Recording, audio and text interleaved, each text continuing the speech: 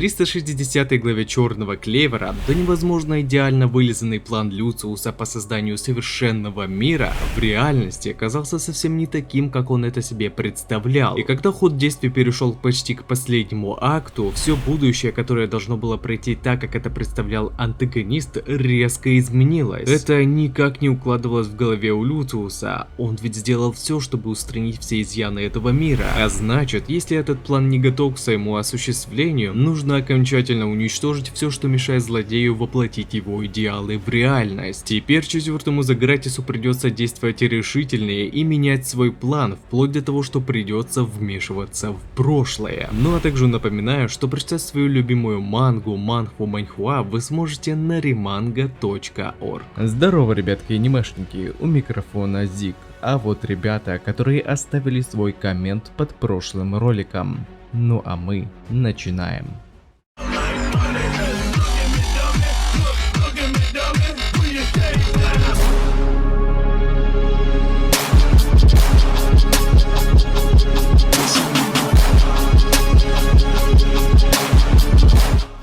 Поскольку нынешнее будущее оказалось испорчено и не абы кем, а тем самым Астой, которого он перед началом судного дня самолично пришел уничтожить, но в итоге это не восстановило правильный порядок вещей, Люциус понял, что уничтожение главного героя в 335 главе не решило его проблем, поскольку Астер помешал антагонисту не в буквальном смысле в поединке, а собственно своим существованием, влияя своими поступками на тех или иных персонажей. Самый банальный пример — это то, что характер и умение не сдаваться заставило намного усерднее трудиться большинство людей из окружения главного героя. Ноэль смогла овладеть своей бушующей магией и в конечном итоге смогла заполучить себе очень сильного фамильяра. Подробный ролик об этом, кстати, есть на канале. Стал сильнее также его естественный враг Юна, которого Люциус специально отослал в королевство Клевер, в котором по предсказаниям принц королевства Пик должен был быть самым слабым изо всех возможных временных линий, но в итоге из-за непосредственного влияния главного героя Юна сумел достичь такой силы, что даже та самая плохая временная линия, где Юна смог достичь своего максимума силы и стал королем Пик, она даже рядом не стоит с его нынешней мощью.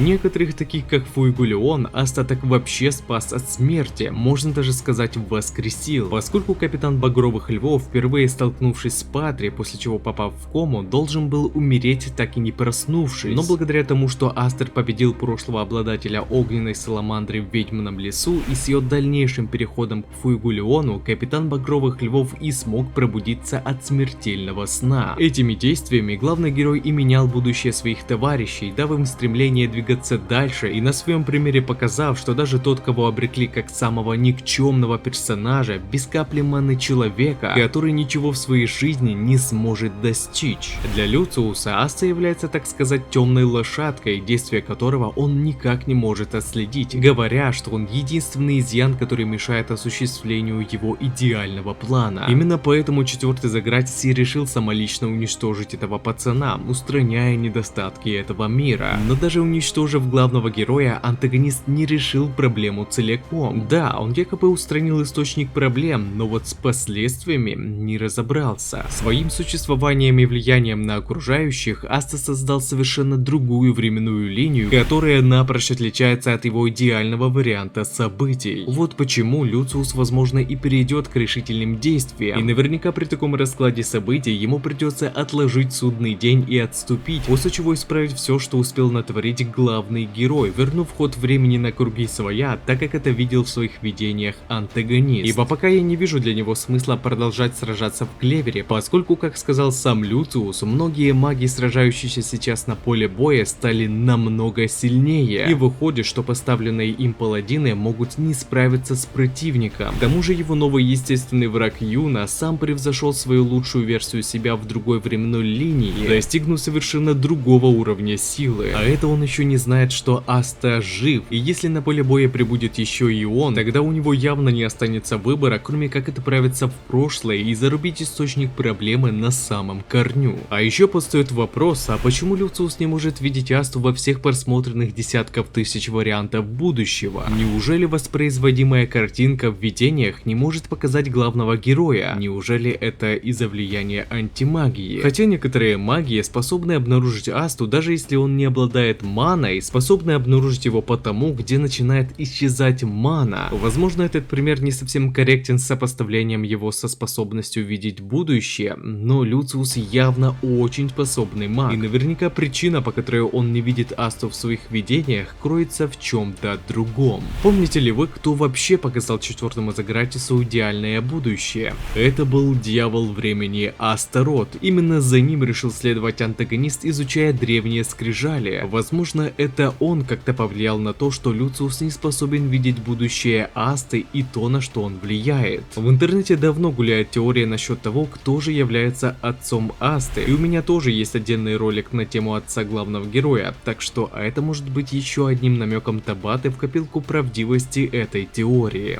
Теперь же самое главное. Для того, чтобы устранить проблему в виде Асты и его влияния на этот мир, Люциусу придется вмешаться во время и отправиться в прошлое, для того, чтобы любыми способами убить паренька или не допустить его рождения. А так как он обладает магией времени дьявола Астарота, у него явно есть такая возможность. Отправившись в прошлое, мы наконец-то сможем получить хорошую возможность узнать происхождение Асты, узнать причины появления особенностей или проклятия тела Личиты, матери главного героя, а также узнаем, кто же на самом деле отец Астера. Но вот вопрос, а получится ли Люциусу вообще не допустить рождения главного героя или убить его в прошлом, чтобы не допустить больше изменений им будущего? Ведь если следовать теории про отца Асты, тогда этот пацан может быть не просто плодом любви дьявола и человека, а нечто большее. Возможно, даже оружием для уничтожения Люциуса, ибо Астарот, дьявол времени, явно все это предвидел, и возможно поэтому он и покинул преисподнюю много лет назад для того, чтобы спасти даже самого себя от влияния магии души Люциуса. Поскольку нам еще не рассказали, каким именно образом четвертый Загратис подчинил себе Астарота, силой или же заключил контракт на конкретных условиях. Ведь если вспоминать, как он заполучил силу Люцифера, отобрав у него дьявольские сердца, следует предполагать, что дьявольскую магию времени он также заполучил подобным образом. И тогда появляется смысл в том, что один из верховных дьяволов много лет назад покинул преисподнюю для того, чтобы создать для себя спасение в виде Асты и Либия. Этот вариант событий откроет нам целую тонну информации, которую автор так до сих пор и не рассказывает нам. Так что, как мне кажется, путешествие в прошлое Люциусом станет очень горячим моментом в манге. Поиск семьи Асты, раскрытие его происхождения, противостояние семейства главного героя и Люциуса. Однако посмотрим, что на этот счет покажет нам автор Черного Клевера Табата. Вполне вероятно, что Люциус может оказаться даже не главной фигурой противостояния, сделав так, что за всем этим стоял Астарот для своего спасения или же для других целей. Юки Табата очень любит демонстрировать антагонистов, которые на самом деле лишь пешки в руках истинного кукловода. Привет, Загрет, Люциус с темной триадой и возможно кто-нибудь еще.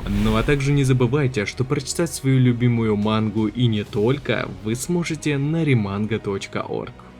А на этом ролик подходит к концу. Пишите свои мысли по поводу этого ролика, выскажите свое мнение, что вам понравилось, а что не понравилось, и несколько комментариев попадут в следующие ролики. Если тебе понравился ролик, тогда лайк и подписка для меня будет лучшей благодарностью. А также не забываем про колокольчик, ведь в последнее время не всем приходят уведомления. Всем спасибо за ваш просмотр, мирного неба вам над головой и всем пока-пока.